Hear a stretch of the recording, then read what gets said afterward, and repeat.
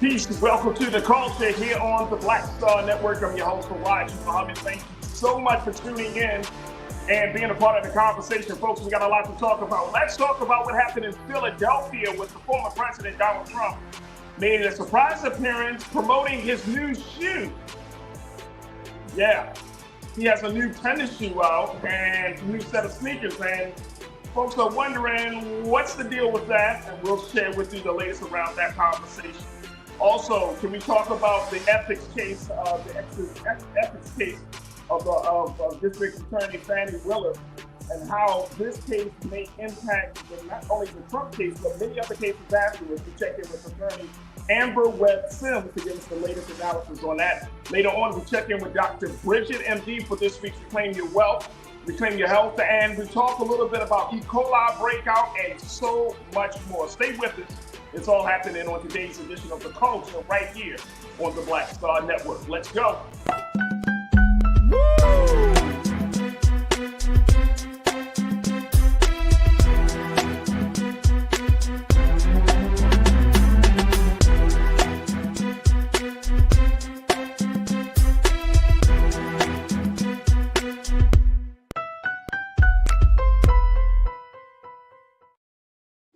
All right, folks, welcome to the culture here on the Black Star Network. I'm your host, Farajii. Thank you so much for tuning in and being a part of the conversation. Happy Tuesday, folks. Happy Tuesday. It is Tuesday, February the 20th, and I truly appreciate y'all for tuning in. Man, we are streaming live right now on blackstarnetwork.com. Just go to our website today, download the app for free, and follow us on social media at Black Star Network. And we ask for you to put a little something in the bucket for us to continue to power us through this digital space that we're in. So just go to our website today at blackstarnetwork.com, and we truly appreciate you for your donations and your support. Now, we're also streaming live on Amazon platforms. You can check us out on Amazon News and your Fire TV, on Amazon Prime Video, where you can find us as well. Just find us on the Prime Video app under Live TV, The News, or find us on Amazon.com under Prime Video Live TV, The News. We're also on the Freevee network, so check us out there on Freevee, on now under News. And we are also streaming on Plex TV 24 hours a day, 7 days a week. Just search for Black Star Network or find us on the Live TV News and Opinion. All right, folks, we're also streaming on Roland Martin's social medias pages. So if you're checking us out, you may be checking us out on his Facebook page. So check us out there. We're also streaming on Roland Martin's YouTube channel. We've got a lot of folks that are checking in from on the YouTube chat. So many folks, man. So many folks. We are there. And big shout out to the culture crew on the X platform that's watching us as well. So we truly appreciate y'all. All right, folks, let's talk about it. First and foremost, have you seen what happened over the weekend? There was a lot of things that happened over the weekend, but the one thing that really did catch the attention of a lot of people is President Trump making his way to Philadelphia. That's right. He made his way to Philadelphia, not to give any type of stump speech, not to talk about his candidacy, but he simply made his way to Philadelphia to be a part of SneakerCon. And what would a presidential campaign be doing at SneakerCon? Is he trying to get the next generation voters? No. He's actually trying to promote his shoe. His shoe, folks. That's right. If we can pull up a picture of that, at least. The president has a new shoe. Take a look at this, folks. These are called the Never Surrender high top sneakers. And as you can see here, get Trump. What the hell? What is this, man? Now, look, check this out. He is selling these shoes online. You can get a pair of shoes for $399. $400 shoe, folks. Come on. $400 shoe. The president has said that this is something that he's been talking about for 12, 13 years, and he thinks that it's going to be a big success. A big success. Take a look at that. I want to get your take on this before we take our first pause. Now, let me just share with you,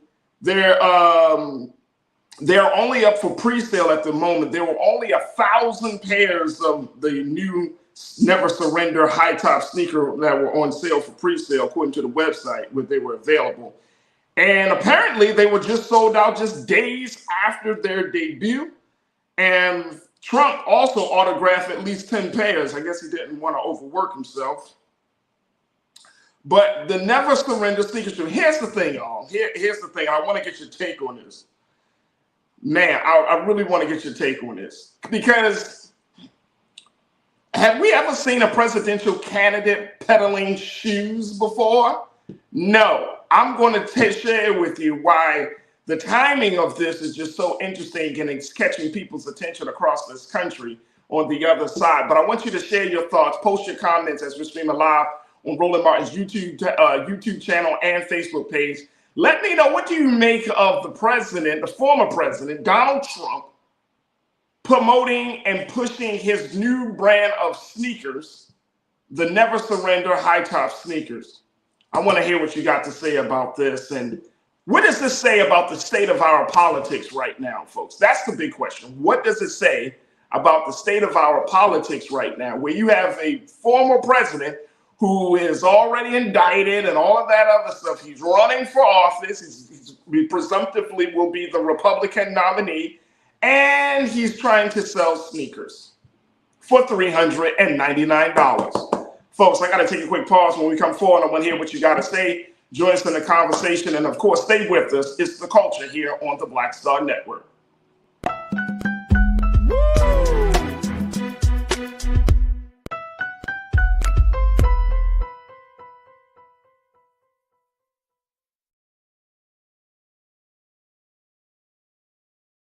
Black Star Network is here. Oh, no punch! I'm real revolutionary right now. Thank you for being the voice of Black America. All momentum we have now, we have to keep this going. The video looks phenomenal. See, there's a difference between Black Star Network and black-owned media and something like CNN. You can't be black-owned media and be scared. It's time to be smart. Bring your eyeballs home. You dig?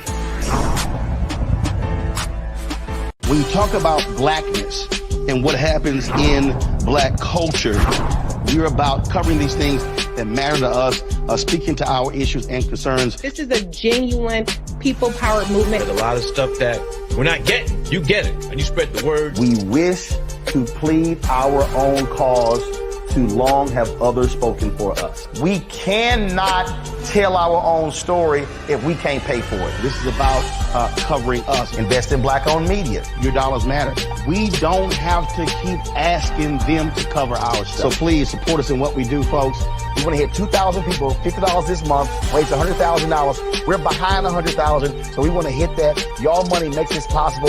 Check some money orders. Go to P.O. Box 57196, Washington, D.C. 20037-0196. The Cash App is $RM Unfiltered. PayPal is R Martin Unfiltered. Venmo is RM Unfiltered. Zelle is Roland at RolandSMartin.com.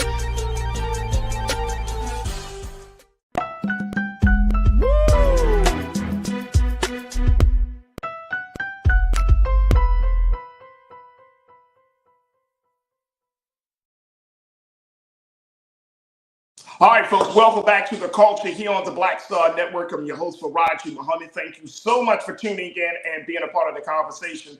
All right, first story that we've been talking about so far is the fact that former President Donald Trump has decided to not just test his hand in politics and trying to get back to the White House. He's also trying to test his hand to get into the sneaker industry. That's right. He debuted his Never Surrender high top sneaker in Philadelphia at SneakerCon over the weekend. For a hefty price of $399, you can get this. I don't know what this is. It's just, I don't know what kind of shoe it is. Some people, of course, with the announcement that this came down, they call them everything from January 6s to all types of stuff. So it's crazy. It's absolutely crazy. But here's the thing, folks. It's not just the fact that you have a presidential candidate who is now pushing a sneaker during a campaign season where Americans are really trying to figure out which way to go in this country on a number of topics. And the candidate decides, hey, you know what, this would be a great time for me to announce that I have another product on the market. Okay, but here's the thing. It's the timing of this. Now, I saw a couple of you, and big shout out to everyone that is brand new to the culture, to the chat. Thank y'all so much for tuning in. Who was I saw something from? I think I saw it from a woman named Paula. And she was making the point, Paula, you said, why not? He's a businessman. Just because a person is indicted doesn't mean that they're actually found guilty. You said this. Why not? You do understand that someone being indicted does not mean they're guilty, don't you? Yeah, I totally understand that. But here's the situation, though, Paul, and I appreciate you for posting that. Here's the situation. He makes this announcement about his sneakers this day after a New York judge ordered him and the Trump organization to pay over $355 million as part of a civil fraud case. Now, that doesn't sound like it's just an indictment. It sounds like, you know what? You were found guilty. And since it's a civil fraud case, you're going to have to pay money. And so the prosecutors in that case accused him, his two eldest sons, and others of inflating the value of certain properties and other assets for financial gain. Okay, so now you come out with this whopper of a payment, of a settlement that you have to pay on, and then the next day you want to introduce a product to get some shoes out for $400 a pair. Come on, Paula, talk to me. Talk to me, Paula. Let me know where I'm going wrong. So no, he wasn't indicted in those 91, some of those other charges, but he was found responsible for those civil fraud cases, and now he's got to pay up $355 million. Man. So it just goes to show you that, one, I mean, he may not even have that amount of money. That's a huge amount of money. And then two, why are you peddling sneakers? This is a presidential campaign. This is a presidential election year, and you have your nominee, and I'm speaking to the Republican Party. You have your nominee out there pushing gold-looking Converses with T on the side, calling them never surrender high-top sneakers. Okay. He's trying to pay his legal bills for Farajii, coming from my sister Cindy D. Yeah, I know he's trying to, that's the point. And definitely trying to pay some bills. Saucy Brown, 2024, you said he'd been found guilty on 2 charges already. Absolutely. Yup. And Cindy, you say he's a fake billionaire and on paper only, referring back to Paula. And you know, it has always been a cloud of suspicion about Trump and his actual net worth. That has been going on for years, for decades, actually. Forbes tries to, you know, they use the metrics in the system, but it's always been a major question as to how much he's actually worth. Pauline Hurt, you say he's definitely a hustler. Yeah, absolutely. Tiz, thank you so much for checking in, Tiz. You said Farajii, Trump is a businessman, so anytime he can turn something into a business venture, it is what it is. And you said he sold them out. LOL. Yeah, he sold them out because he has supporters. Somebody's going to buy $399 Trump sneakers. Somebody's going to buy them. Chris Sen, you said Trump is just a money-making machine. He's branded himself doing exactly what your show earlier tells people to do and is absolutely crushing it. I don't know if he's crushing it. I'll tell you this, though, Chris. You ever think about the things that he does sometimes reflect on the people we represent? You ever think about the things that he does reflects on the country he's supposed to be a representative of? I mean, you see what I'm going with this, Chris? At the end of the day, he's still running for presidency of the United States. What president have you ever heard who is running, who is actively on the campaign trail? And now are we going to start seeing Trump sneakers and stuff. People wearing Trump sneakers. Come on, man. This is crazy. This is absolutely insane. Sylvester Holmes, you said we will go from getting jumped for your tennis shoes to getting jumped because of your shoes. Ouch. Ouch, Sylvester. We just gave Vincent Brown, you said you just gave Trump free advertising. It's not free advertising, it's talking about news, but it's not about free advertising. We can talk about it, but I think that if we really look at this, y'all, I mean, just think about this. Think about where the state of politics are in this country, where you have this type of circus act happening during a year where most Americans don't even want to go to the polls, where most Americans are not even on the same page, on the same accord of which way the country should go. This is all happening during a year where there is low voter apathy, there's low voter civic participation, there is a low constituent morale in this country, right? People don't feel excited about the future of this country, but it's okay if the presidential candidate is out there selling gold sneakers. That's perfect, because he needs to keep the money going for him. But what about the American out there that's trying to figure out how they're going to get through the weeks and over these next few months? Okay. All right. Let's see who else we got here. Picture that. You said, I hope the NBA's is not forced to wear these ugly shoes. No, I hope not, man. I hope not.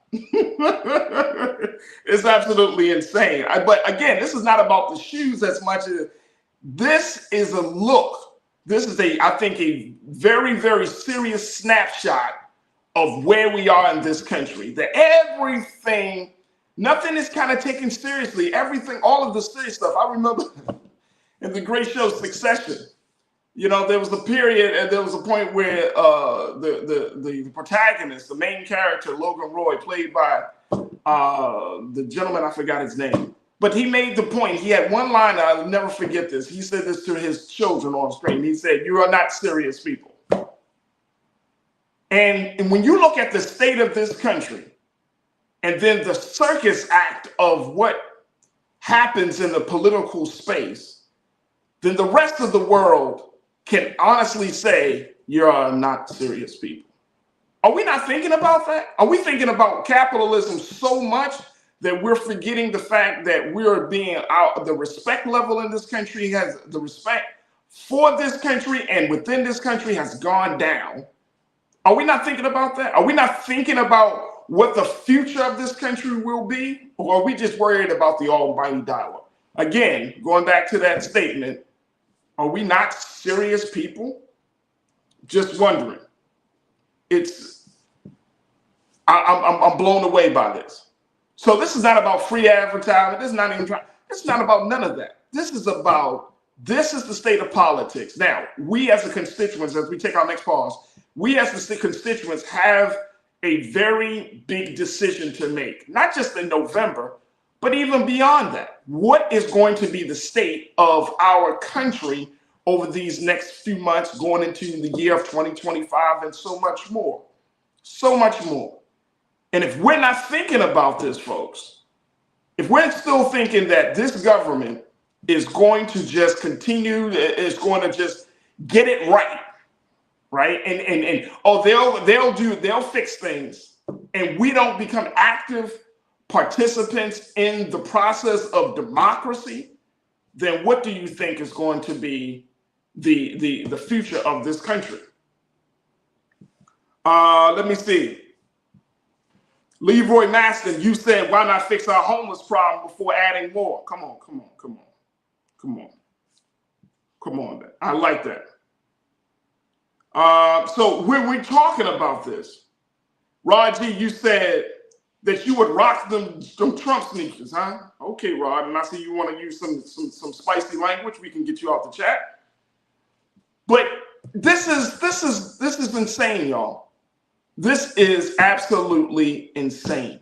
And I don't want any one of us to walk away thinking that this is all right, or thinking that this shouldn't be talked about, or more importantly, thinking that this doesn't affect the future of this country. It doesn't affect us in the sense of here's a man, but it's significant because this is a presidential candidate that's backed by one of the major parties of this country, that's backed by the money of the American people.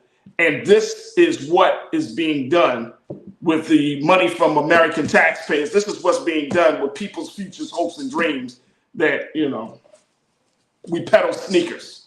Okay, I may be crazy. I may be crazy. All right, folks, look, we got to take a quick pause. When we come forward, let's continue to talk a little politics. Let's talk about the ethics case of the Georgia DA, Fani Willis, as she continues to look at an uncertain future. I'm going to be checking in with attorney and former prosecutor Amber Webb Sims to get her take on where we are with this handling of this particular case and that hearing that happened over these past few days. Folks, stay with us. That conversation is up next here on The Culture on the Black Star Network.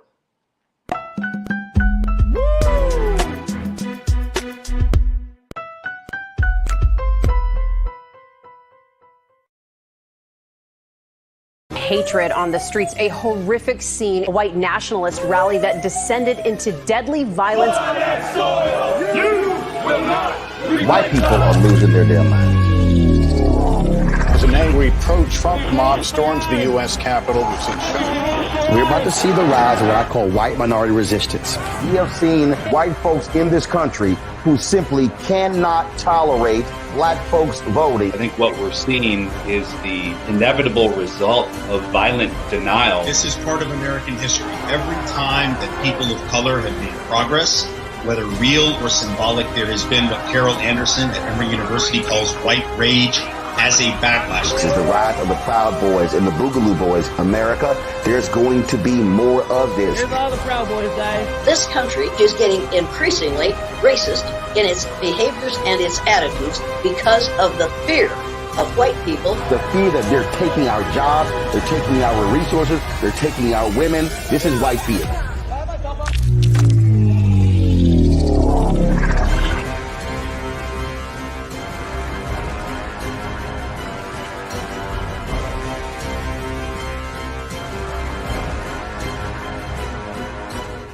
Pull up a chair, take your seat. The Black Tape with me, Dr. Greg Carr, here on the Black Star Network. Every week, we'll take a deeper dive into the world we're living in. Join the conversation only on the Black Star Network. When you talk about blackness and what happens in black culture, we're about covering these things that matter to us, speaking to our issues and concerns. This is a genuine people-powered movement. There's a lot of stuff that we're not getting. You get it, and you spread the word. We wish to plead our own cause. Too long have others spoken for us. We cannot tell our own story if we can't pay for it. This is about covering us. Invest in black-owned media. Your dollars matter. We don't have to keep asking them to cover our stuff. So please support us in what we do, folks. We want to hit 2,000 people, $50 this month, raise $100,000. We're behind 100,000, so we want to hit that. Y'all money makes this possible. Checks and money orders go to P.O. Box 57196, Washington, D.C. 20037-0196. The Cash App is $RM Unfiltered. PayPal is R Martin Unfiltered. Venmo is RM Unfiltered. Zelle is Roland at RolandSMartin.com.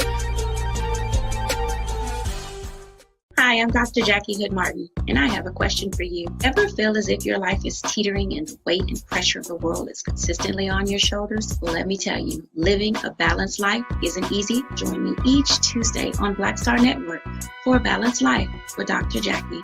We'll laugh together, cry together, pull ourselves together, and cheer each other on. So join me for new shows each Tuesday on Black Star Network, A Balanced Life with Dr. Jackie.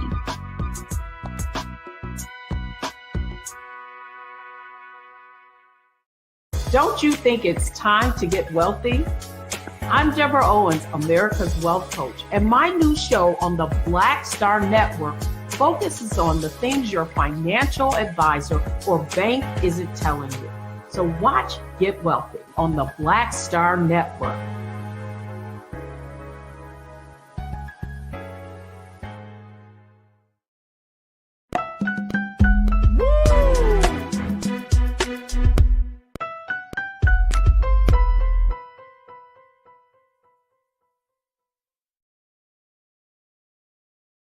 All right, folks, welcome back to The Culture here on the Black Star Network. I'm your host, Farajii Muhammad. Thank you so much for tuning in and being a part of the conversation. All right, let me bring in my first guest, who is an attorney. She has served as a prosecutor, and she's the co-host of the Brokish podcast, where you can hear podcasts all over the world. I am so happy to have my sister joining us once again to provide her legal and professional analysis of what we're seeing, not just in the court system, but also within the culture. My sister, Amber Webb Sims. Amber, good afternoon once again. How are you?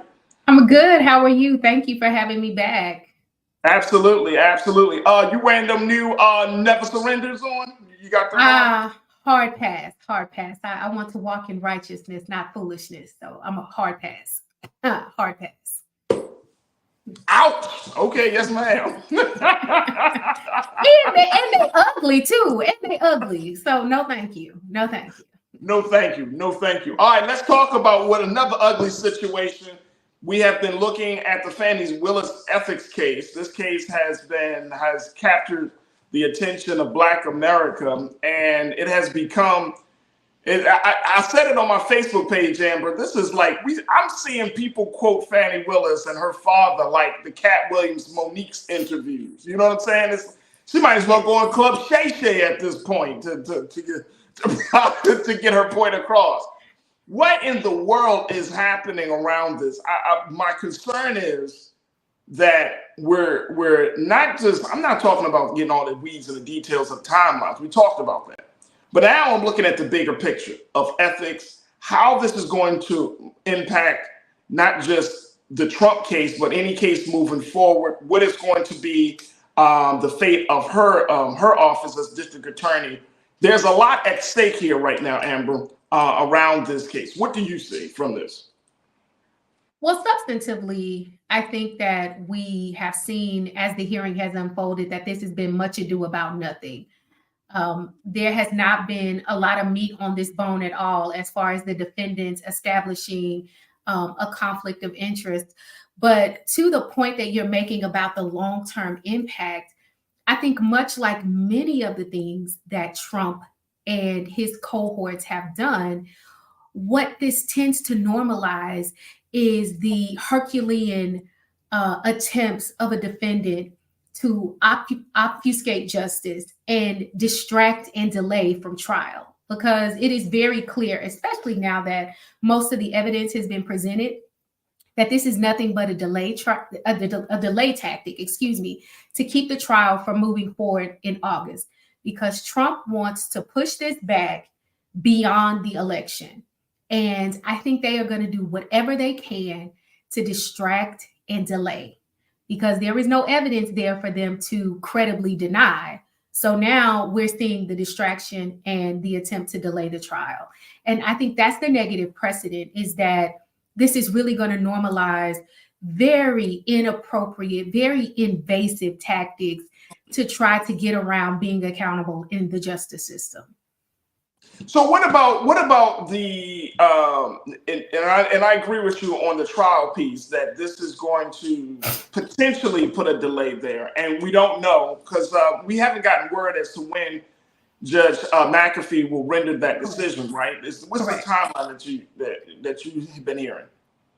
I anticipate it will at least be another week at the latest, or at the earliest, before we hear anything, but probably a couple of weeks once they conclude the arguments before we get a ruling. And so that puts March being the day when we can expect to hear something. And then if you think about March to August, that's about 5 months to prepare for trial. And so I anticipate that there are going to be more motions forthcoming after this one concludes, in an attempt to try to skirt around that August trial date. Now, here's the other thing, and I appreciate you for making that clear. The thing that I think that has been bugging me is the implications of this on her reputation, her credibility and her judgment, as well as her integrity. And I think even though this may not, like you mentioned, have no meat on the bones, even though people may say, oh, this is I saw one of our crew members say, this is a nothing burger with fries and drink, Farajii. You know what I'm saying? Like, But at the end of the day, it still puts a taint on her. Or do you not think that will happen? I don't. I think that there are two ways of looking at her testimony. I mean, legally, yes, it was a little cringy because she was doing everything we train our witnesses not to do. But if you look at what she did as political theater, as long-term strategy, it was masterful to watch. Okay. It was masterful. What was the masterful part that you saw?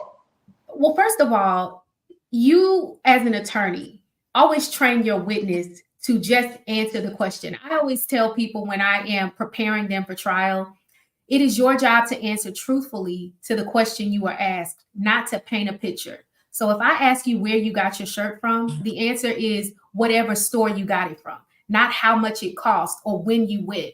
She did the exact opposite. Everything we train our witnesses not to do, but she painted a very clear, very believable, very consistent story with what Nathan Wade has said.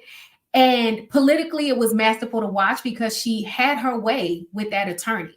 And so I think that, as my grandmother used to say, what the devil meant for evil, God turned it around, because this has absolutely elevated her to a level of national prominence, to a part of the national discourse that she would not have been in had she not taken the stand.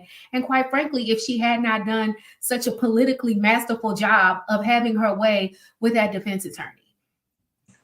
I got to take a quick pause, but I'm wondering, what do you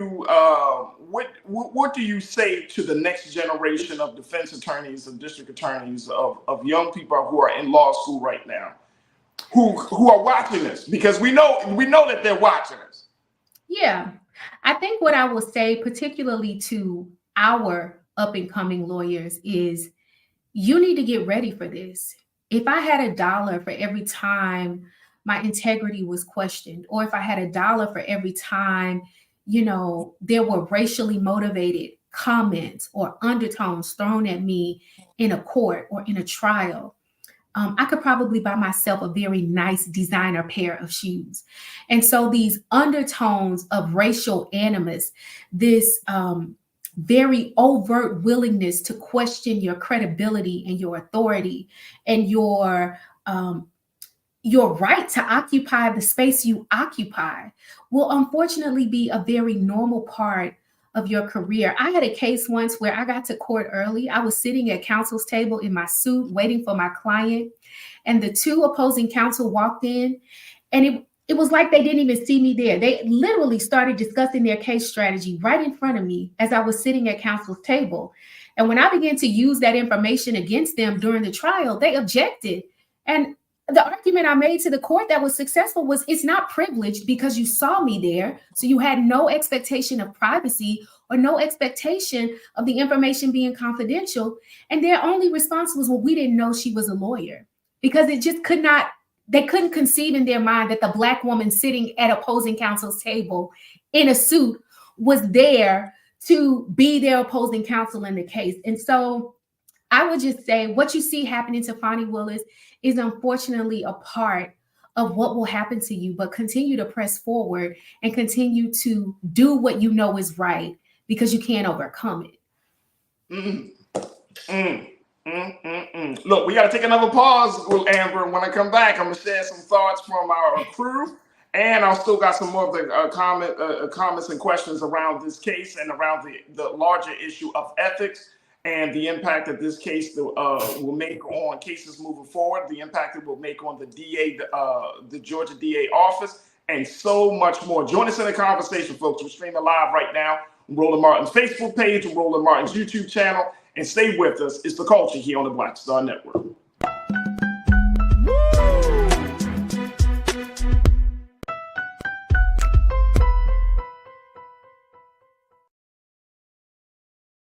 Pull up a chair, take your seat. The Black Tape with me, Dr. Greg Carr, here on the Black Star Network. Every week, we'll take a deeper dive into the world we're living in. Join the conversation only on the Black Star Network. Hi, I'm Dr. Jackie Hood Martin, and I have a question for you. Ever feel as if your life is teetering and the weight and pressure of the world is consistently on your shoulders? Well, let me tell you, living a balanced life isn't easy. Join me each Tuesday on Black Star Network for A Balanced Life with Dr. Jackie. We'll laugh together, cry together, pull ourselves together, and cheer each other on. So join me for new shows each Tuesday on Black Star Network, A Balanced Life with Dr. Jackie.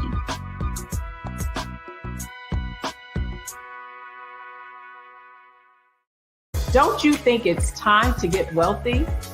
I'm Deborah Owens, America's Wealth Coach, and my new show on the Black Star Network focuses on the things your financial advisor or bank isn't telling you. So watch Get Wealthy on the Black Star Network.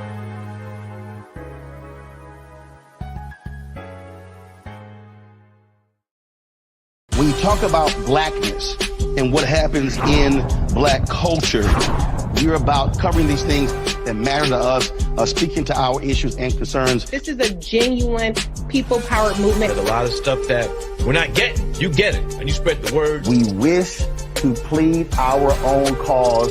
Too long have others spoken for us. We cannot tell our own story if we can't pay for it. This is about covering us. Invest in black-owned media. Your dollars matter. We don't have to keep asking them to cover our stuff. So please support us in what we do, folks.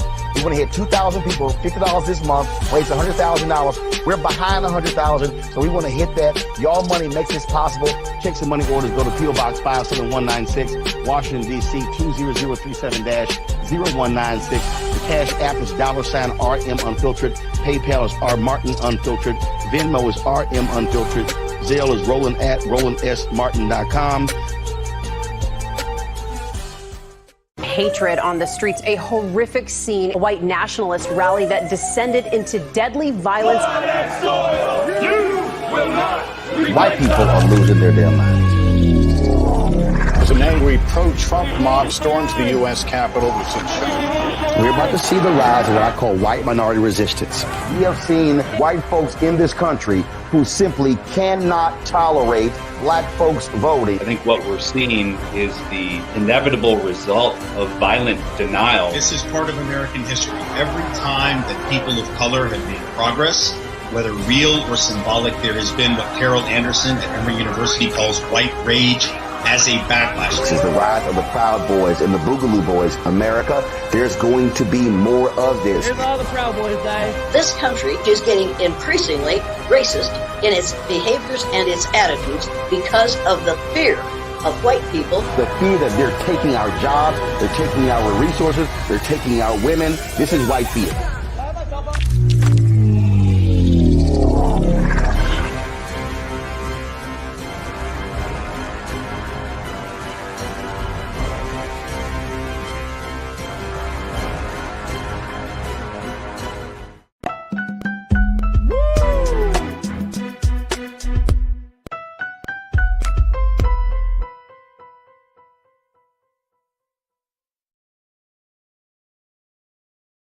All right, folks, welcome back to The Culture here on the Black Star Network. I'm your host, Farajii Muhammad. Thank you so much for tuning in. As I'm checking in with my sister, Amber Webb Sims, co-host of the Brokish podcast. And you can check that out wherever podcasts are heard. It's streaming on all different platforms. Also, she is a licensed attorney, and she is giving her legal analysis on the latest of this Fani Willis case, as we look at what's at stake, and more importantly, how will this case impact other cases? How will it impact the Georgia DA office and the work that they're doing? And more, of course, everybody's wondering how it will impact the Trump case and so much more. So there's still a lot of unanswered questions, Amber, as a result of this part of this, I don't know what to really call it, this as a result of this hearing.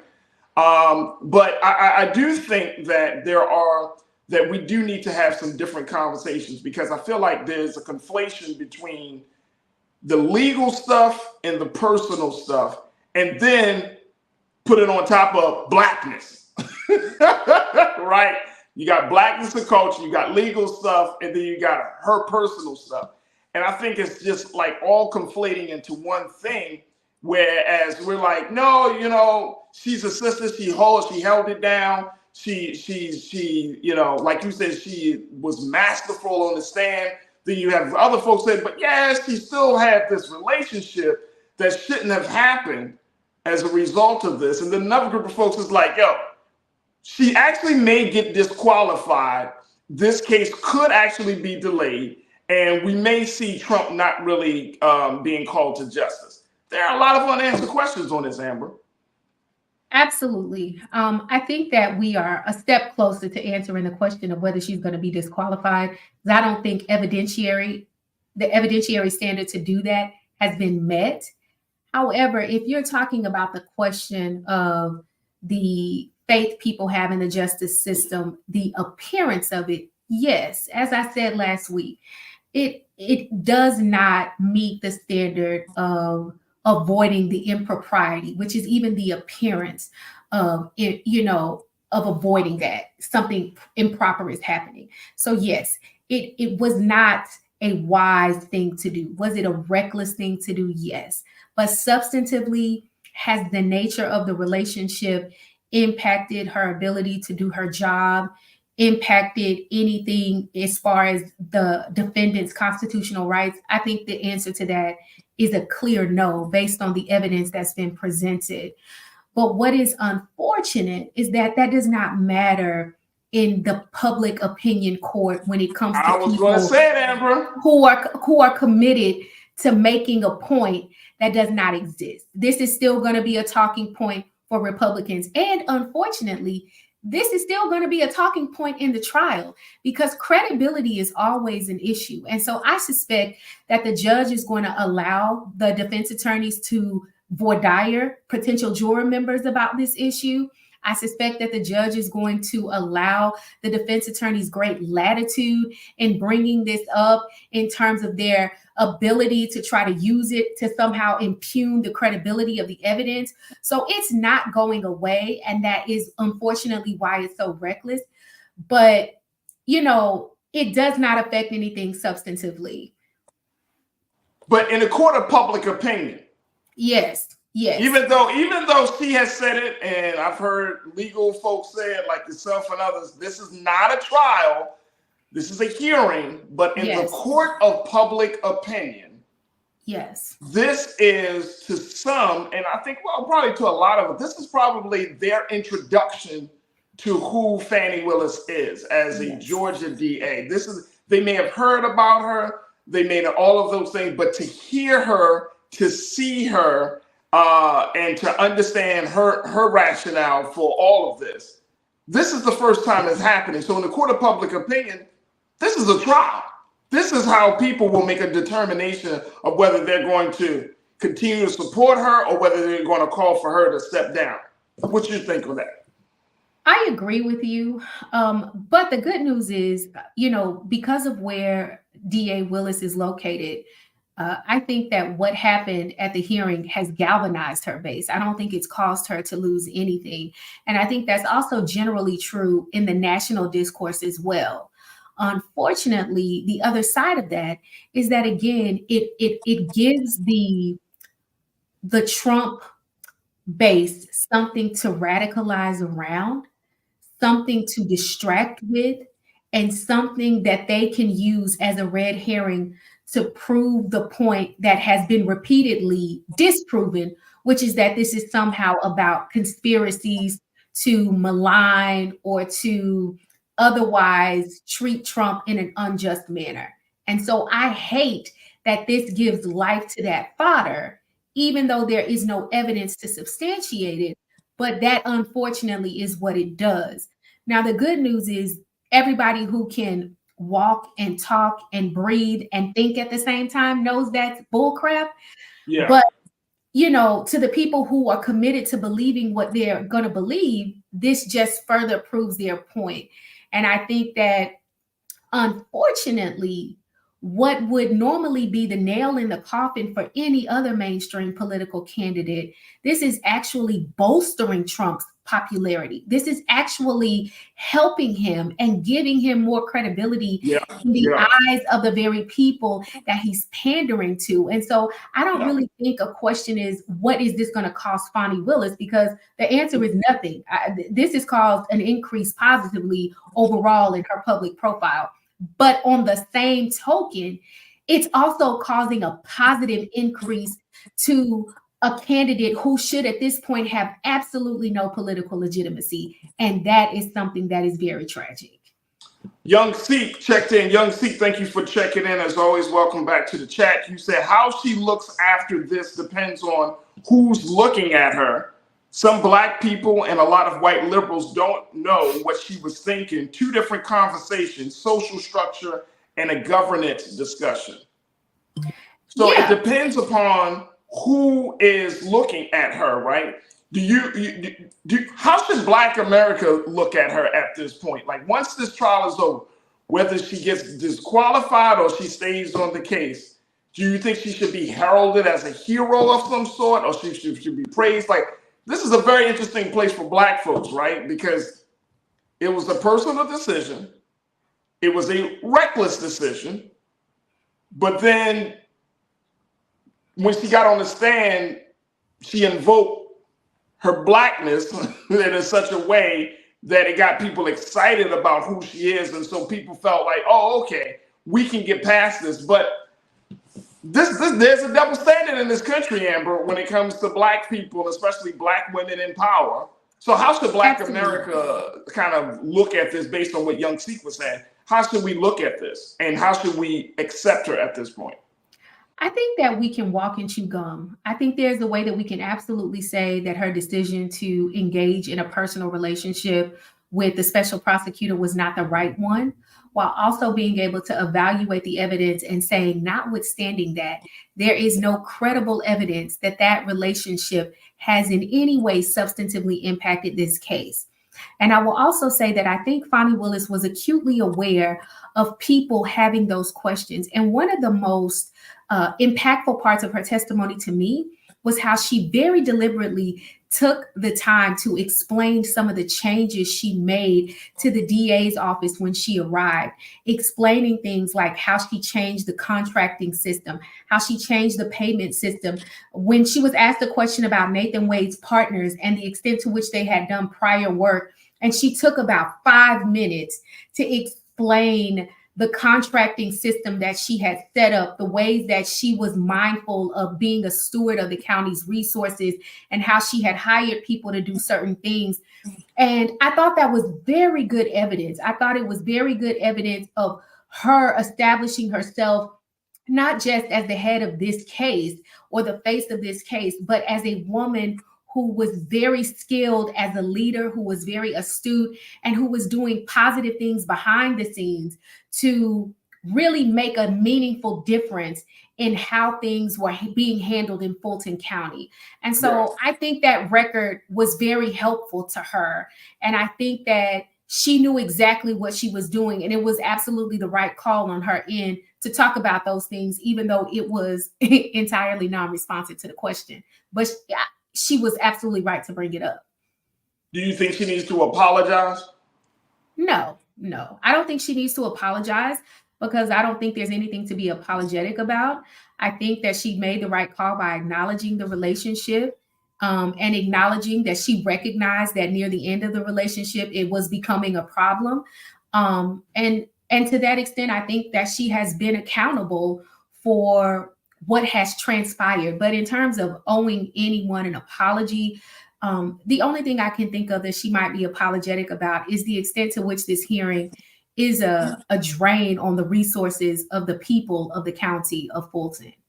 I hear you. Sharon Lyles, you checked in, certainly not a hero, and she pulled her black card. I really wasn't impressed with that. Sharon, thank you so much for putting that on there. It's going to be interesting, Amber. When we see over these next few days, it's going to be interesting, and again, I'm looking at not just the legal side of it, but the cultural implications of this. And, I just don't want this situation to be like there's something to learn from this, right?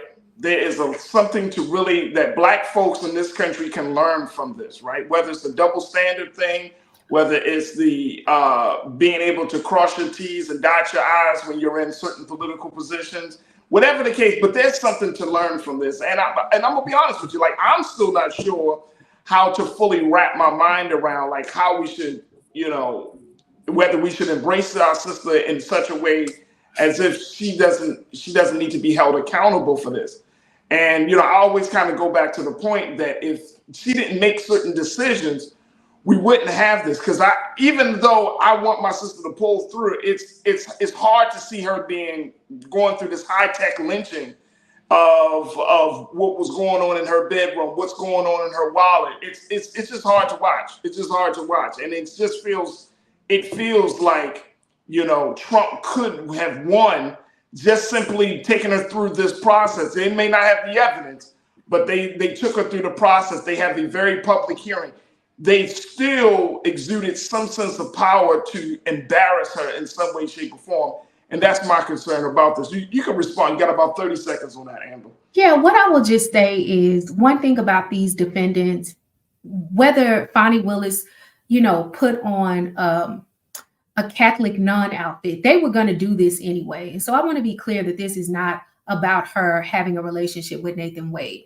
They were always going to find something to try to distract and delay from their ultimate day in court.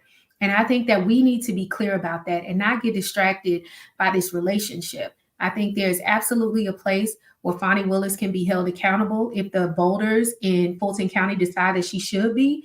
But they were going to find something, because this is not about her relationship with Nathan Wade.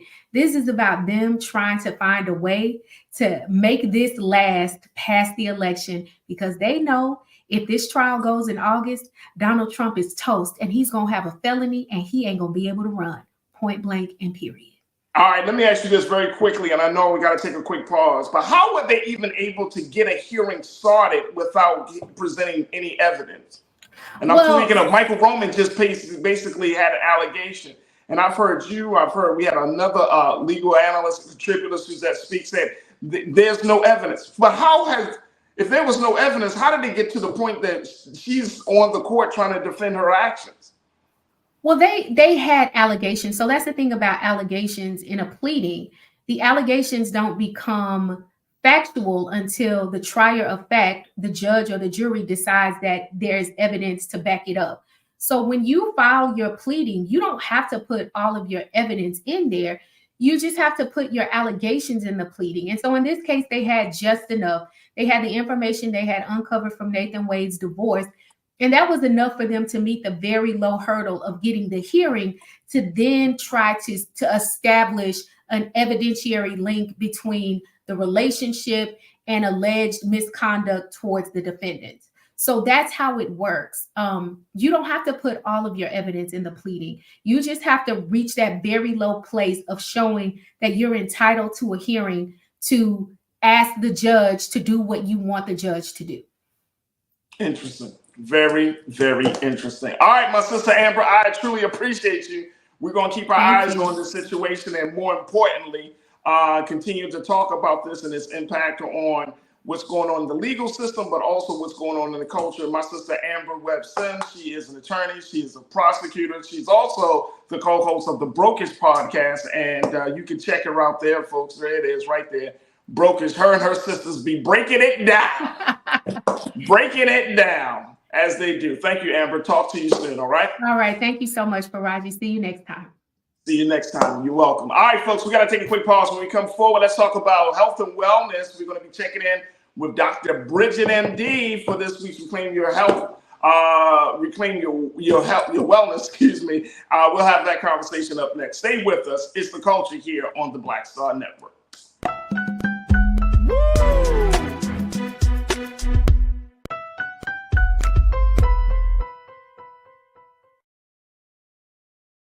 Hatred on the streets, a horrific scene, a white nationalist rally that descended into deadly violence.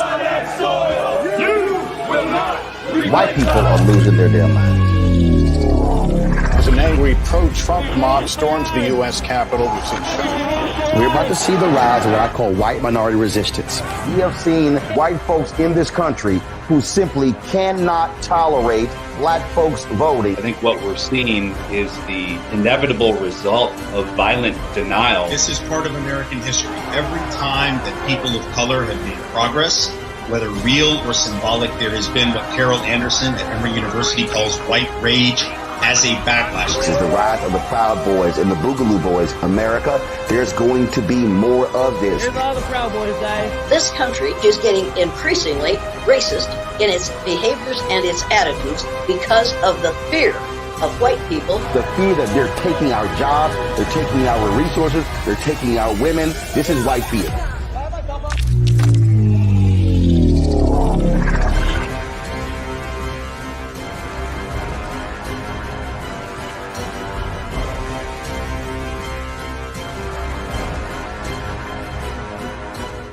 Pull up a chair, take your seat.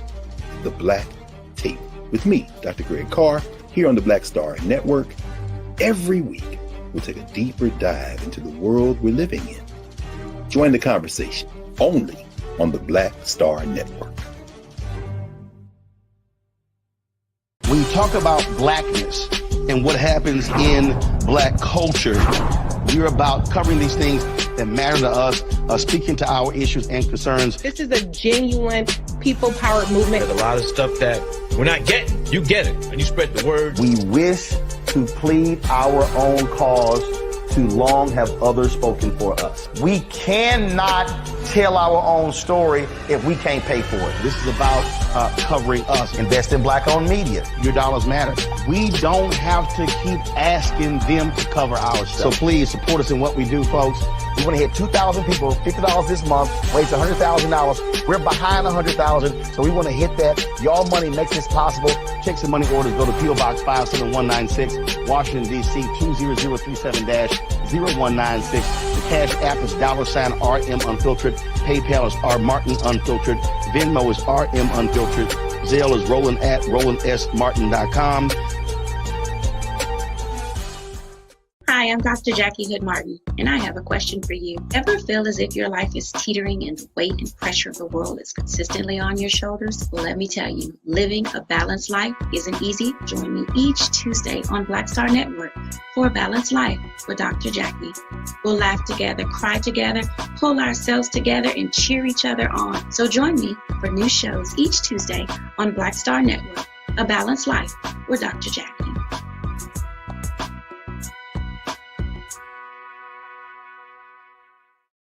Don't you think it's time to get wealthy?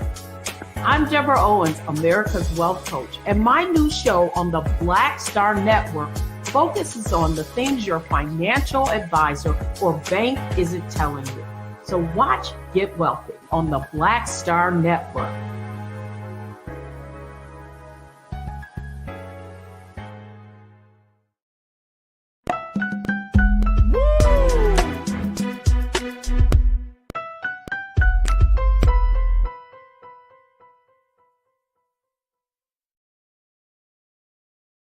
All right, folks, welcome back to The Culture here on the Black Star Network. I'm your host, Farajii Muhammad. We're streaming live on our website at blackstarnetwork.com. Just download the app on all of your devices. Follow us on social media at Black Star Network and drop something in the bucket today. If you've been enjoying the conversations thus far, as we're also streaming on Amazon News.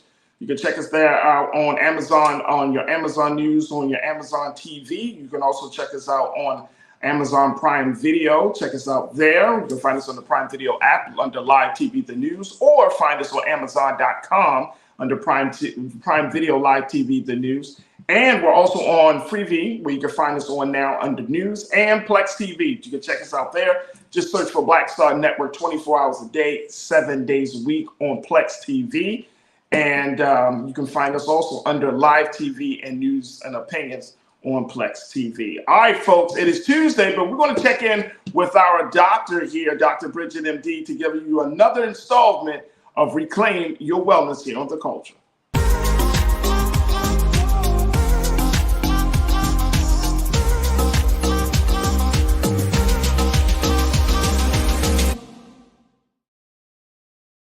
All right, Doc. Hi, Farajii. Looking all bright and sunny today. Welcome, welcome, welcome. How are you today? Good. Again, you're messing me up with this Tuesday thing, but I'm here. I did mess you up with the Tuesday thing. Yeah. I believe. I said multiple times today. So what day is it? But I'm aware of it now. I realize the problem, so I'm going to stay on top of it. All right. Well, I appreciate your time, being able to talk to us today. And it's always good to see you, Doc, and especially on a bright, sunny day where you are, whereas in LA, it's raining. So, yeah. Let's talk a little bit about something that you wanted to share with us, really kind of bringing us up to speed on this latest health scare where there has been a recent breakout of E. coli due to some raw cheese. The CDC has investigated a multi-state E. coli outbreak linked to raw cheddar cheese. And this is from the company Raw Farms. And at least 10 people across 4 states, California, Colorado, Texas, and Utah, have all been made ill from an E. coli outbreak linked to the raw cheddar cheese from this brand. And the CDC said it on Friday of last week that at least 4 people have been hospitalized and 1 person has developed hemolytic uremic syndrome, which can cause kidney failure. Wow. Yes. Wow. And they're still saying, Doc, that the true number of sick people in this outbreak is likely much higher than the number reported, according to the CDC. So why did we need, I mean, of course, I understand we should talk about this, but why did this come on your radar, given all of the other health concerns that we have right now? Absolutely. So when a New York reporter brought this to my attention and did an interview with me regarding this, and what really came out of it is, I think the assumption is many times that, of course, the milk that we drink, the cheese that we have, are pasteurized. And I think we take it for granted in the US. And the fact of the matter is that pasteurization, which is when the milk is heated to about 165 degrees or sometimes a little bit less, is to actually kill E. coli. Now, in defense of the Raw Farm Company, in the tests that they've done, they did not find E. coli in their test. However, these 10 people and possibly more have been tested and were found to have a pathogenic E. coli that obviously causes illness. So most of the time, and depending on where you are in the country, you are going to have pasteurized milk. Your cheese is going to be pasteurized. And so typically this isn't a concern. But this company has had other scares with salmonella and other bacteria. And the concern here is that raw milk, unpasteurized milk or cheese, is actually illegal in a number of states, meaning it cannot be sold whatsoever. And in some states, you can go directly to a farm and purchase it, but you're not able to purchase it retail. And so there are some states, as some of the ones that you mentioned, that you're actually able to purchase it in a retail store. And it's something I think that we should be aware of. So it says when we're talking about pasteurized, I want to go back to that point because one of our crew members, You Don't Like Our Music, You Don't Like My Music, brought up this question about, is something being pasteurized, is it good or not good for us? Right. So the concern is that when something is pasteurized, the reason why people might avoid this is because when it is killing any pathogenic E. coli or other bacteria, it is also killing some of the bacteria that we actually want, some of the good aspects and proteins that we actually want in these products. But you really have to consider the pros and cons. And so when the Raw Farm Company says themselves that their products are tested and never pasteurized, crushed, or enhanced in any way whatsoever. So the way that they allow it to be or consider it to be safe is because they do simple testing.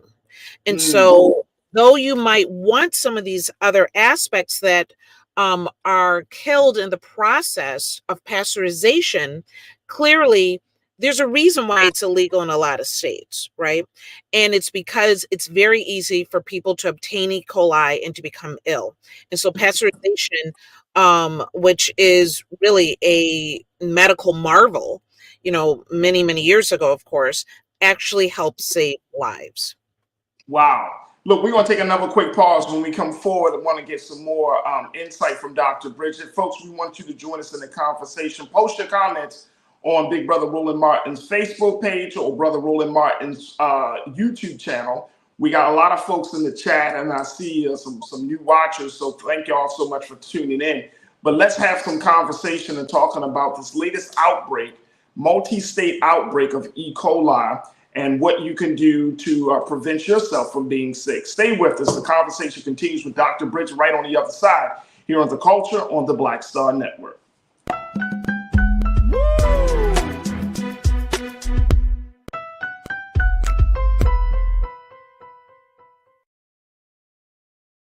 Hatred on the streets, a horrific scene, a white nationalist rally that descended into deadly violence. White people are losing their damn minds. As an angry pro-Trump mob storms the U.S. Capitol, We're about to see the rise of what I call white minority resistance. We have seen white folks in this country who simply cannot tolerate black folks voting. I think what we're seeing is the inevitable result of violent denial. This is part of American history. Every time that people of color have made progress, whether real or symbolic, there has been what Carol Anderson at Emory University calls white rage as a backlash. This is the rise of the Proud Boys and the Boogaloo Boys. America, there's going to be more of this. Here's all the Proud Boys, guys. This country is getting increasingly racist in its behaviors and its attitudes because of the fear of white people. The fear that they're taking our jobs, they're taking our resources, they're taking our women. This is white fear.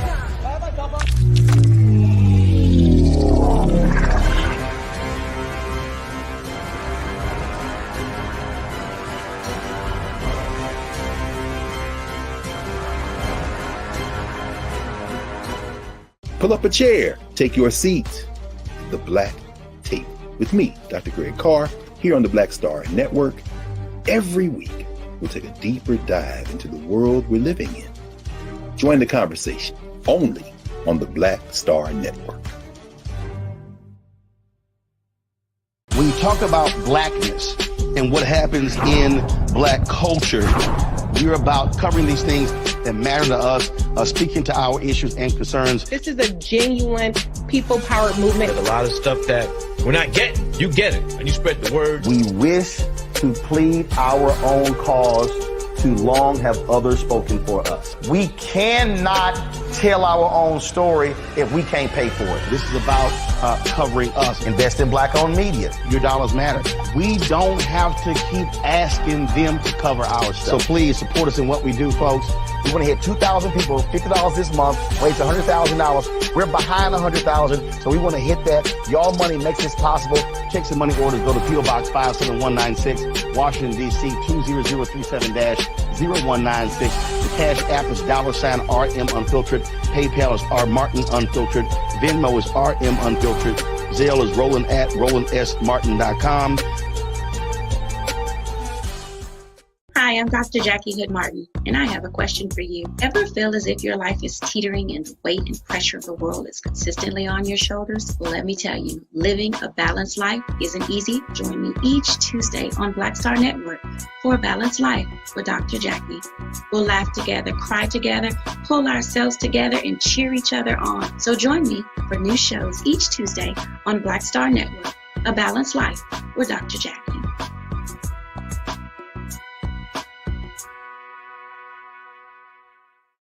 Don't you think it's time to get wealthy?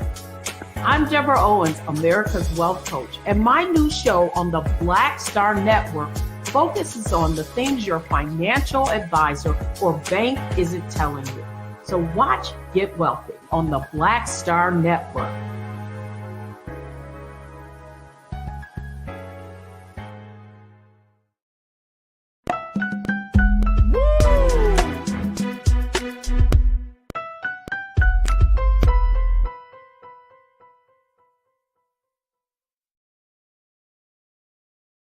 All right, folks, welcome back to the culture here on the Black Star Network. I'm your host, Farajii Muhammad. Checking in with Dr. Bridget, MD, for this week's Reclaim Your Wellness. And she's talking about the latest multi-state outbreak of E. coli as a result of raw cheese produced by the company Raw Farm.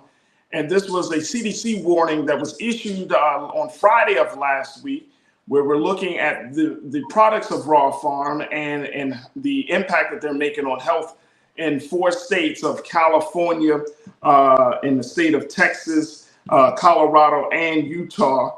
And there has already been at least 10 people across those 4 states that have been ill as a result of this product. And Dr. Bridget, this opens up the discussion in a very, very big way about dairy in this country for a lot of people, right? Particularly Black folks, because I'm coming across that a lot of us are like lactose intolerant.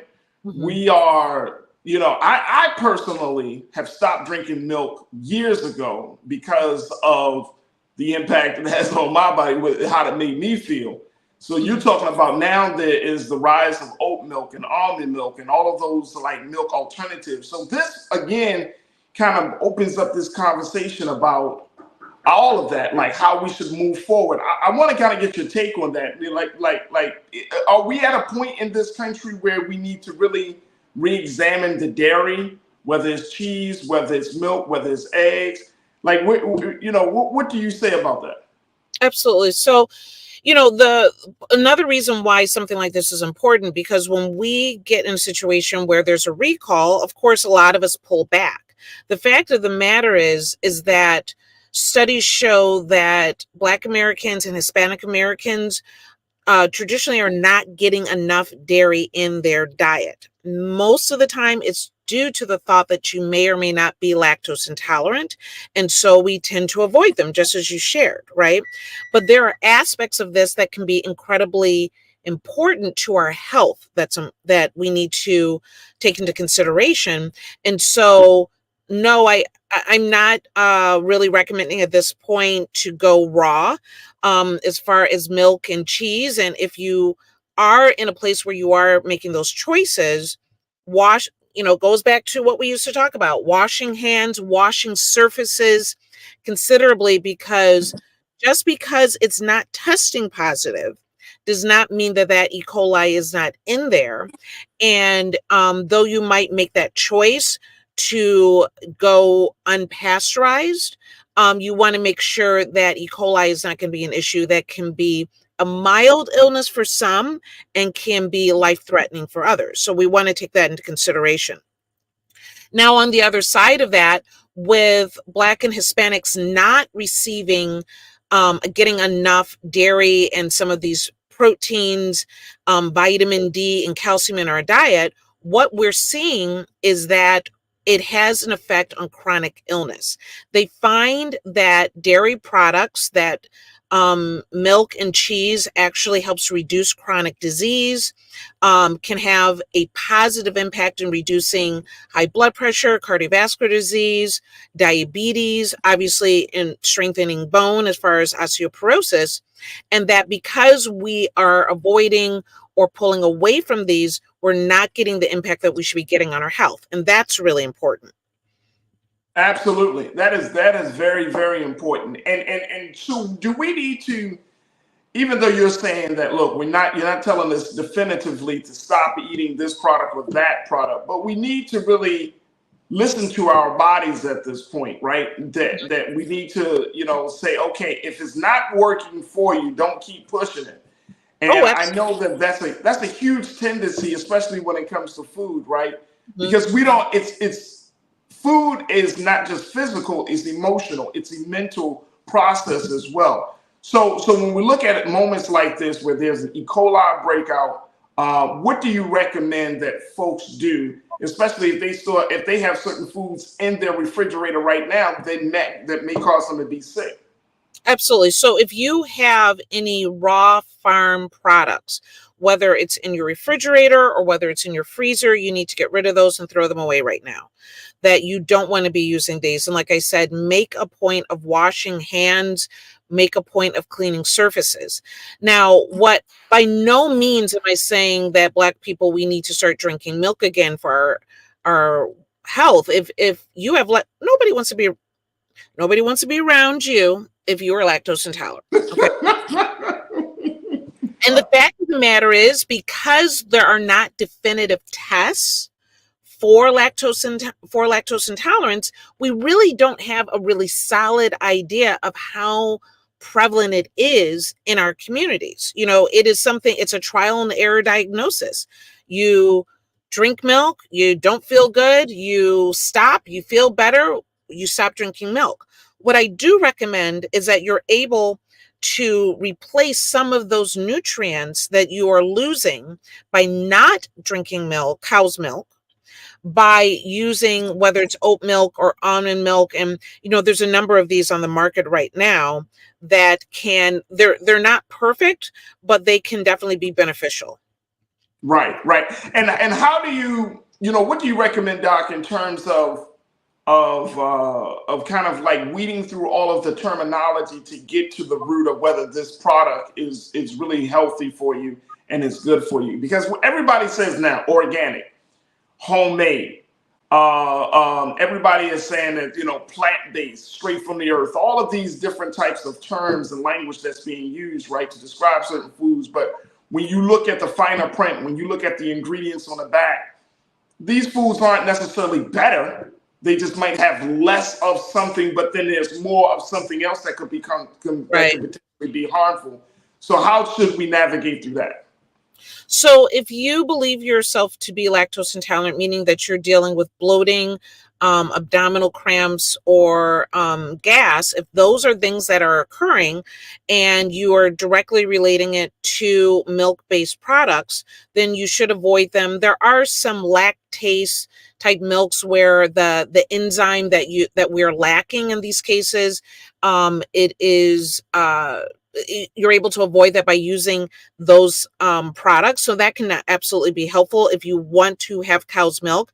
If you're vegan, you really don't want to have any part of these animals whatsoever.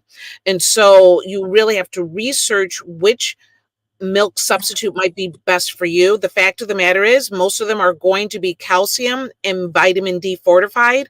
And if you've been to the doctor lately, you realize, looks like I'm vitamin D deficient as well as everybody in my family. It is very prevalent. And I've seen where even some clinics are starting to even test it less because the insurance companies don't even want to pay for it. So having vitamin D supplements, whether it's in your diet or by taking a supplement pill or what have you, is definitely a plus. Probably the new popular milk substitute right now is oat milk, because it has a little bit more fat, it has a little bit more nutrients in it, and so it's creamier in ice cream. It tastes better, Doc. It tastes better, right? The problem is that many times these alternatives will have a little bit more added sugar than sometimes we like. So depending on what your health concerns are, you might choose a different one based on the fact that maybe you don't want that added sugar, right? Or maybe you just don't feel satisfied or don't enjoy, let's say, almond milk or the soy milk. If you're concerned about hormonal aspects or even thyroid concerns, soy milk might not be an option for you. And so there are, everyone will have to choose what's right for them. I have to say, I've kind of been through this road, and I went from the soy milk and then tried the almond milk, and now I'm back into I'm writing the oat milk right now, so that's kind of where I'm sitting. But the fact of the matter is, we like what we like because that's what we've been trained and culturally have accepted. But as soon as we start to kind of navigate new waters, we'll like something different. So definitely do your vitamin D supplements, whether in your diet or by a supplement pill, and then find a non-dairy option that's right for you. Right. And very quickly, before we take our next pause, what do you recommend in terms of getting a nutritionist? Because I feel like nowadays we can really benefit from having someone like that in our medical health network, right? somebody that can, yes, you can get your doctor and you can get your herbalist, but then you have a nutritionist possibly. Is that something that we should strive for?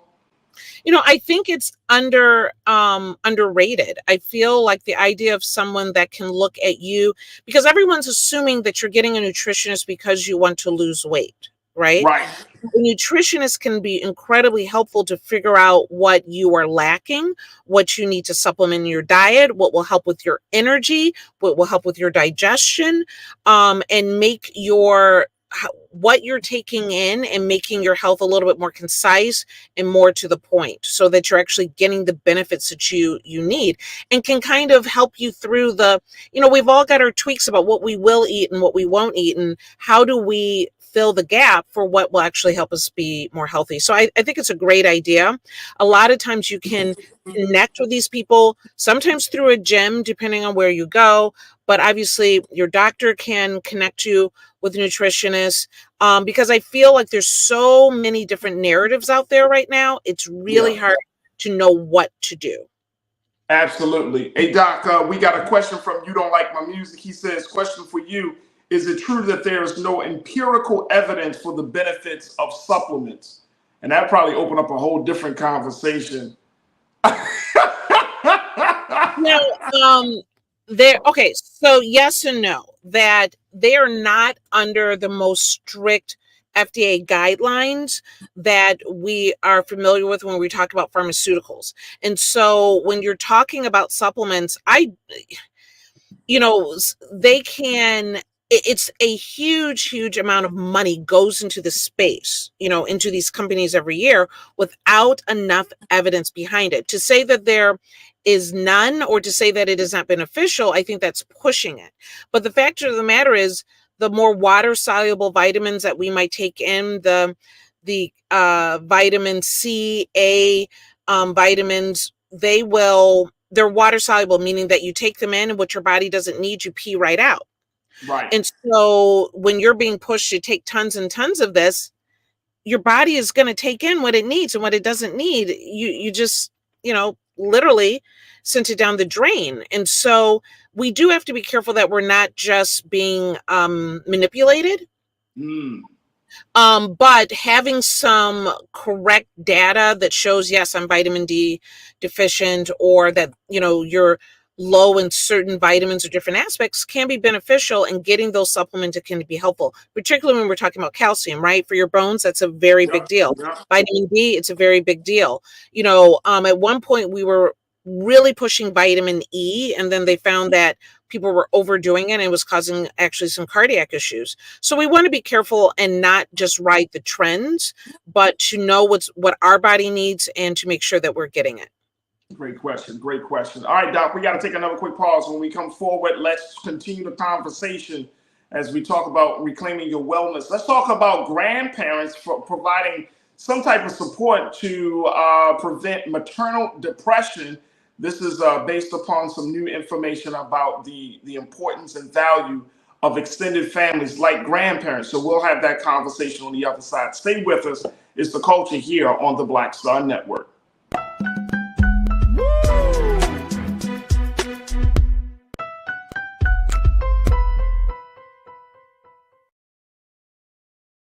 Hatred on the streets, a horrific scene, a white nationalist rally that descended into deadly violence. White people are losing their damn minds.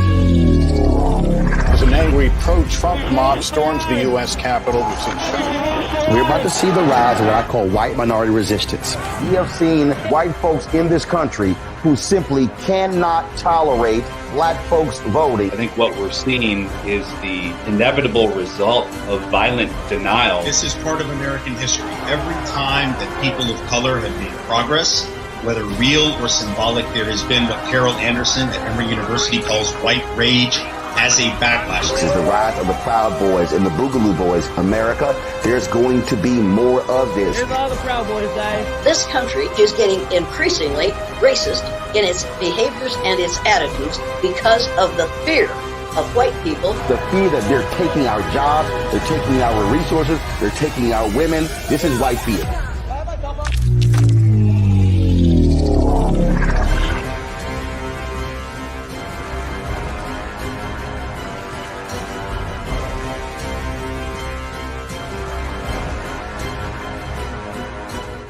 Pull up a chair, take your seat.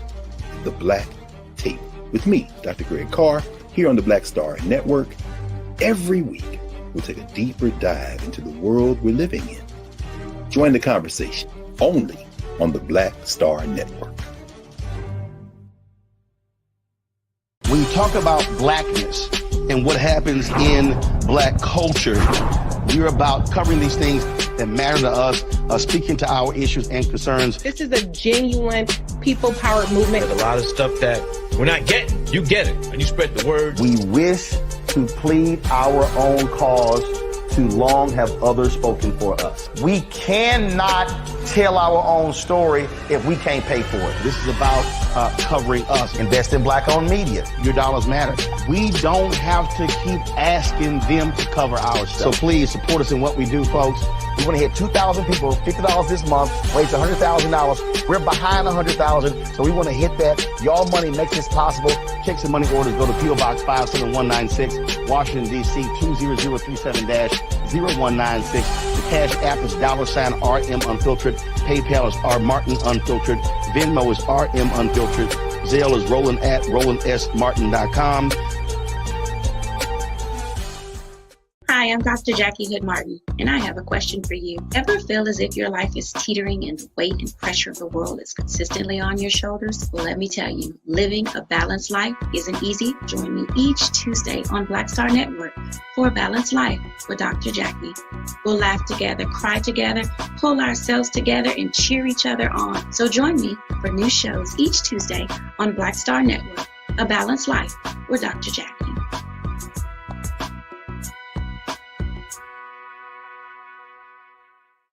Don't you think it's time to get wealthy? I'm Deborah Owens, America's Wealth Coach, and my new show on the Black Star Network focuses on the things your financial advisor or bank isn't telling you. So watch Get Wealthy on the Black Star Network.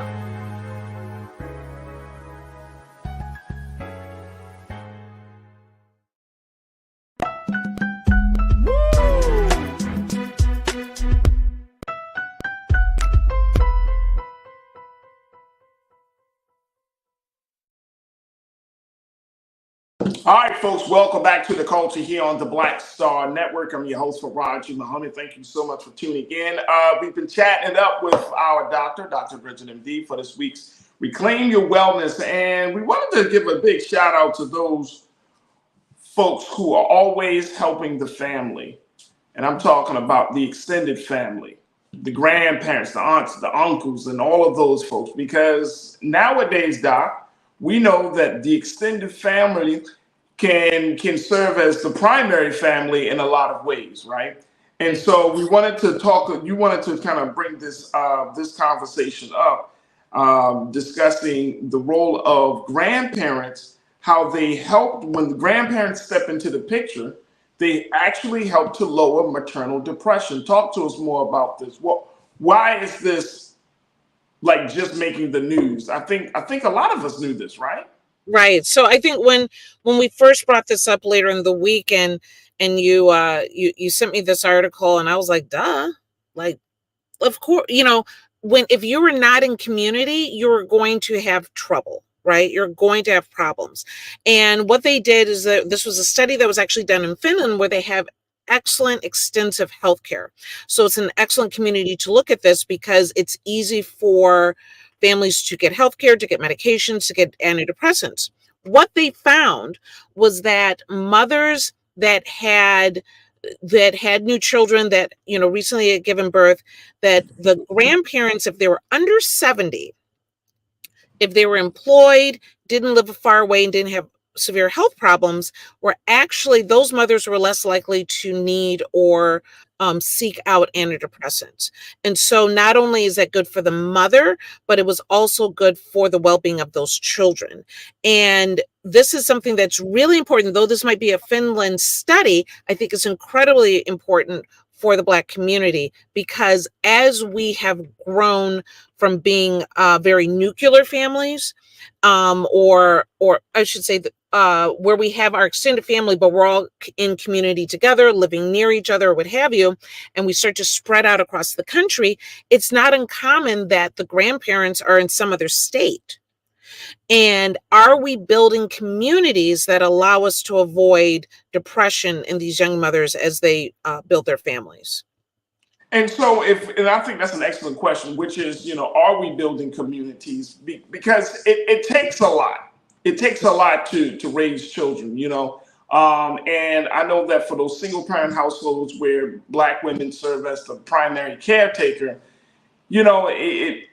we have these kind of conversations all the time in a sense of male-female relationships, but it does take a lot of work. I don't care if a woman has just one child at home. Just getting off work, picking up school, doing homework, and doing this day in and day out. Now that's just with one child. Imagine having 2 or 3 children and you're carrying the load by yourself. And then even more so, not having the support system, not having a grandparent to be around. So how do we start to get back to that place? I know you said that our households aren't no longer like nuclear families. We have multi-generational households now. But how do we keep the support infrastructure in place for families, because these mothers need help? Absolutely. So number one, for a lot of families, the grandparents might come and visit for an extended stay during the early parts of that child's life, right?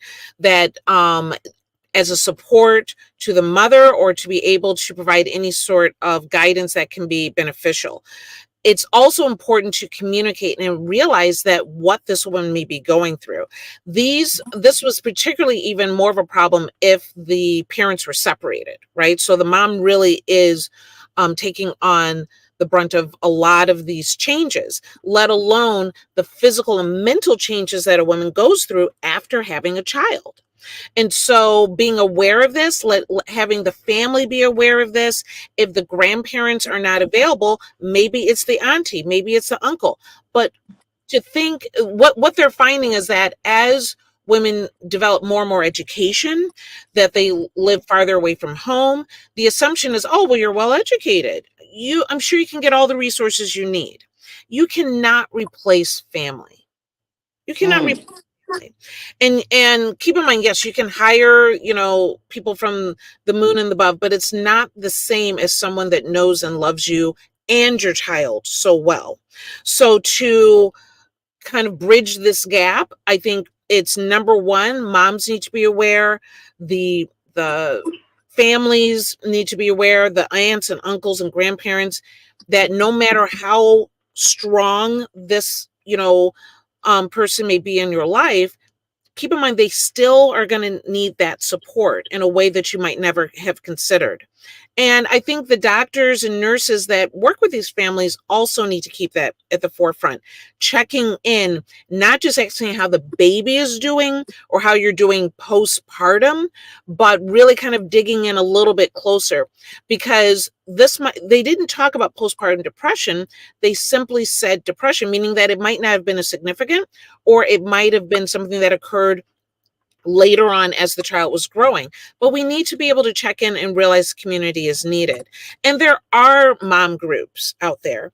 And if you're able to find one that really supports you and you can connect with, then definitely digging into that space. Do you think, Bridget, that Black mothers in particular are supported by, well, let me just ask this basic question. Do you think that Black mothers are supported within the Black community? Do you find that a lot of sisters out there are really carrying this burden, they're struggling without the necessary, without anyone helping them in this process? Do you find that to be the case?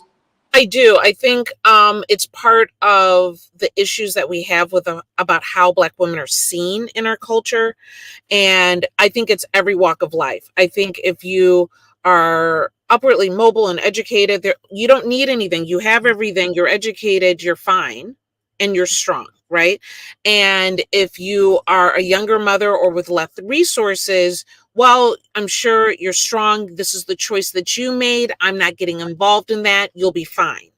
And I don't think it is as celebrated. Don't get me wrong. Loving this new child coming into the world is one thing, but standing back and supporting your child that had this child is another thing. And I think we don't pay enough attention about it. It goes back to just as a Black community, we don't talk about mental health. And this is just an extension of that. And so though, even in families that are celebrating this new child, they might not be paying enough attention to their daughter or sister or, what have you, that had that child and what she might be going through. Absolutely. We got to take a final pause. When we come forward, let's get some final thoughts from Dr. Bridget. And crew, I would love to get your take on this as we talk about the value and the support and the significance of grandparents and how they can help to lower maternal depression. What's your take on that? Join us in the conversation as we're streaming live on Brother Roland Martin's Facebook page and his YouTube channel. And stay with us. It's The Culture here on the Black Star Network.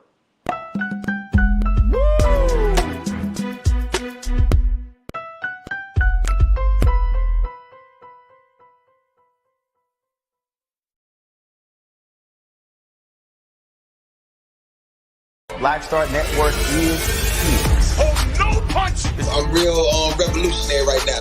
Thank you for being the voice of Black America. All momentum we have now, we have to keep this going. The video looks phenomenal. See, this difference between Black Star Network and Black-owned media and something like CNN. You can't be Black-owned media and be scared. It's time to be smart. Bring your eyeballs home. You dig?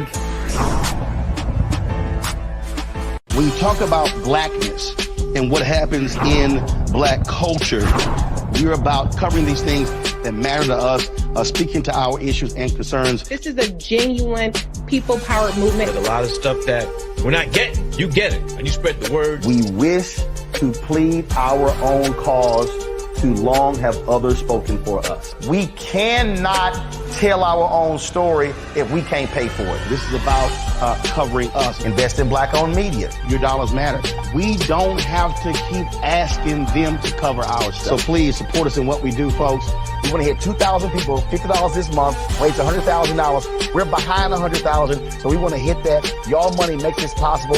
Check some money orders. Go to P.O. Box 57196, Washington, D.C. 20037-0196. The Cash App is $RM Unfiltered. PayPal is R Martin Unfiltered. Venmo is RM Unfiltered. Zelle is Roland at RolandSMartin.com.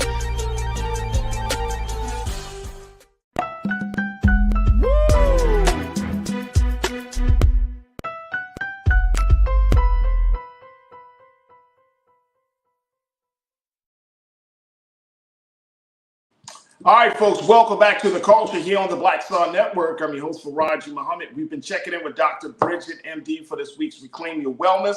So we talk about how grandparents may have a significant impact on a mother's mental health, according to a new study that was done in Finland, and how that could work for us here in America, the importance of bringing extended family, grandparents, and aunties and uncles and other folks around to create the community to support women, moms who are just carrying the burden each and every day to take care of themselves and their children and to be the primary caretakers for their families.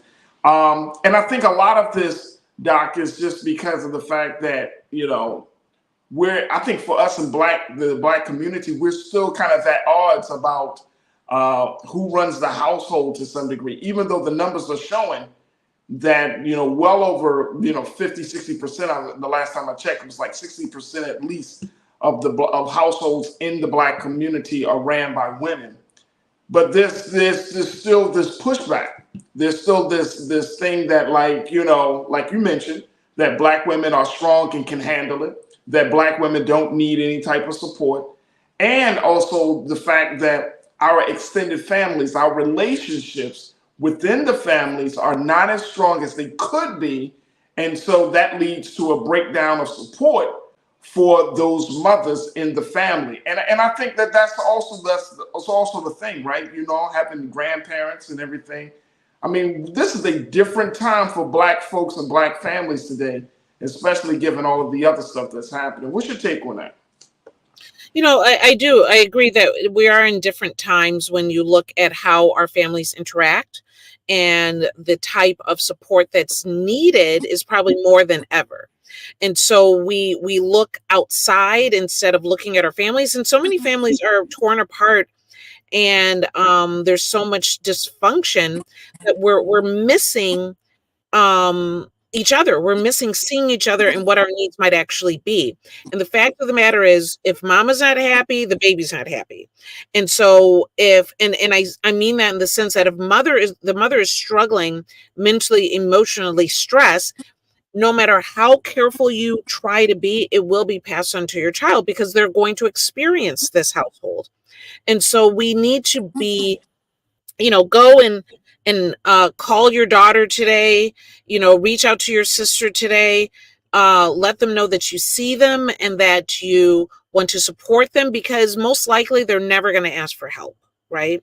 And to be honest, if you're that mom and there's something that could be ask for the help that might be beneficial. It might just be a phone call or a little time to, watch a show together, or maybe even babysit, and so that she can take a break and go elsewhere and spend time with friends. But we need to kind of pull together what used to be what we did well, which was family, and make that a priority. And another piece in this article, it talks about the rise of antidepressants. As for that, mothers will kind of resort to antidepressants because they're trying to get through the day-to-day of motherhood, the day-to-day of running a household. And so I want to kind of get your take on that. Do you feel like that is also a major cause or major factor, or in any type of way that's preventing families from coming together? I think there's a good and bad with that, because there's a point in time that the stigma around antidepressants was so enormous that I would have patients that I would have to talk them down from the stigma. It wasn't that they didn't think they needed it. They were just embarrassed for anyone to ever find out they were taking it, and what did it mean, and all of these things. And I feel like the stigma around antidepressants is starting to fall to the wayside. However, a pill doesn't fix everything. And so and sometimes this isn't something where the person necessarily may not need a therapist. And I think that's the thing, that there are other options for people depending on what you're experiencing. Sometimes family is what you need. Sometimes it is a therapist. Sometimes it is a coach that can help you organize your life and your thought processes so that you can reach certain goals. And so I think we need to expand our vocabulary about what is needed. And at the end of the day, let the focus be the wellness. Let the focus be getting better, whether that is pharmaceuticals, whether it is dietary changes and something more holistic, meditation and yoga. But let's expand our vocabulary about what we say wellness is and find what's right for each individual. It makes me think back to our previous conversation, Doc, on your platform, talking about healthy relationships, where we kind of, we often think of healthy relationships between, intimate relationships, but family relationships are so important, right? And it's the struggle. Like those are some of the hardest relationships to maintain, because you got all this history. You might have all this other stuff that may that fall right in the middle of those two individuals. And so, you're not able to connect with those folks. And, it's a hell of a thing to bring children into a family. And then the parents of the children, they're not on the same page as the grandparents or their parents, right? Or the auntie and uncles are on the same page with the mother. And it's just like, it creates this real problem where these women, and I'm speaking of single moms, who are just feeling like, you know what, I can't go to grandma, I can't go to pop, I can't go to this person, so I'm gonna have to hold this down on my own. And this was very interesting. I saw a Facebook post today, just before we got on the show. I don't know the sister, she was on my timeline. And she said, I hate being a parent. I'm just so disappointed in my children. And when I saw that, it just made me stop, because I stopped scrolling for a minute and I was like, is this woman going to hurt herself, or is she going to hurt her children? Like, what does this mean? And people were commenting like, you know, sister, don't, you know, just pray. What's going on? What's wrong? Talk to us, like, boom, boom, boom. And she was just like, I just hate being a parent. And it's like, parenting is so stressful now to some folks that people are just losing their sense of selves and their sense of family at the same time. So it's just like all hitting together as we're having this conversation. I'm like, we really got to do a better job on improving family relationships. Do less talking about male-female relationships, but you're talking about the nuclear family. Those are the relationships we need to key in on, Doc. Do you agree or disagree? Absolutely. You know, I highly believe that when you marry or when you lay down with whoever, you are now marrying or engaging with that entire family, right? And that relationship with your in-laws or what have you has an impact on your children as well as your own mental health. And so we really, you know, some people say, oh, you don't marry the family. Oh, you marry the family, good or bad. That's a great point.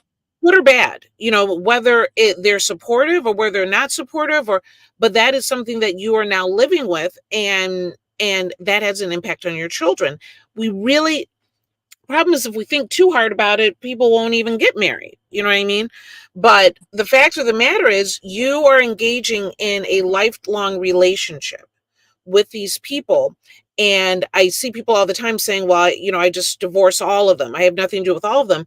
But what have you replaced that with? Not just for yourself, but also for your children. We have to really look at that, because it has a lifelong impact for everyone. And we have to make better decisions.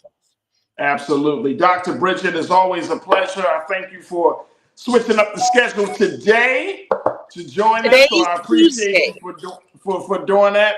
How can folks find you? You're doing a lot of work. You got healthy relationships. Our conversation is out now. You're still traveling across the country, talking to people. You still got your book. You're doing a lot of things, Doc. So how can people find you?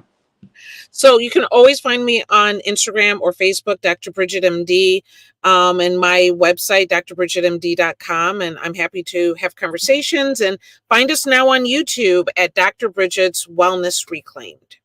There it is right there. Dr. Bridget, always checking her out. Y'all can normally see her on Mondays, but since we weren't on yesterday, she's joining us on Tuesday. But she gets on once a week here on The Culture, providing her insight, providing her medical analysis about the things that we need to think about in order to reclaim our health and wellness. Dr. Bridget, thank you for being so good for the culture.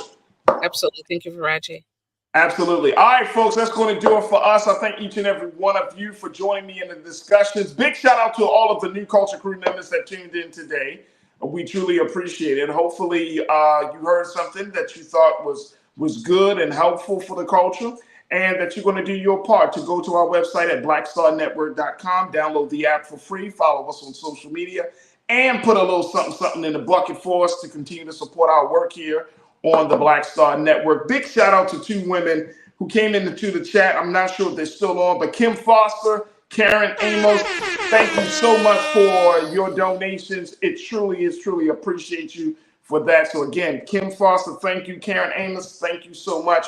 And I appreciate all of you who have already donated. Even if you haven't donated yet, you have given your time, you have given your energy, you have given your thoughts, you have provided us with something, which is your attention. And that's very hard to get nowadays. So if you've given even just your attention for a few minutes, we truly appreciate you for tuning in, and thank you, and can't thank you enough. So thank you so much for joining us today. All right, stick around at 6 p.m. Eastern time. Roland Martin Unfiltered is coming at you. More dynamic conversations, Make sure y'all check us all out, all of the dope programming from The Frequency with D. Barnes to The Black Tape with Dr. Greg Carr and so many of the other great shows here on this network. But we truly, truly appreciate y'all. So stick around for RMU coming up next at 6 p.m. As always, never be afraid to challenge what's wrong. Stand for what's right while being yourself in the process. God willing, we'll talk tomorrow for another exciting edition of The Culture right here, only here, exclusively here on the Black Star Network. Talk to you soon. Peace.